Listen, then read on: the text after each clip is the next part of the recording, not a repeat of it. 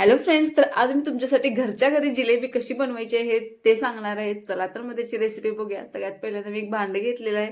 त्याच्यामध्ये अर्धी वाटी साखर आहे आणि अर्धी वाटीपेक्षा थोडंसं जास्त पाणी घेतलेलं आहे. त्याच्यामध्ये वेलची पूड टाकलेली आहे आणि थोडासा केशरी कलर टाकलेला आहे.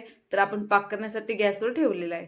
त्यानंतर मी एक बाउल घेतलाय, त्याच्यामध्ये 1 कप मैदा घेतलेला आहे, त्याच्यामध्ये 1 चमचा तूप वापरलेला आहे आणि थोडं थोडंसं पाणी ऍड करत असं मस्त असं बॅटर हे छानसं तयार करून घ्यायचं आहे.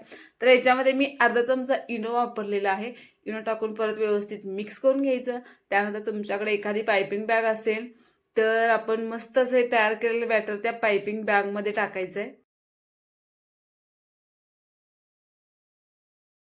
तर गॅसवरती मी कढई ठेवलेली आहे. कढईमध्ये तेल छान गरम झालेलं आहे आणि गॅस आपण बारीक करायचा आणि त्यावेळेला आपण ह्या जिलेबी कढईमध्ये सोडायचे. तर खूप जास्त एकदम एकाच वेळी जास्त जिलेबी सोडायची नाही, तर 4 ते 5च.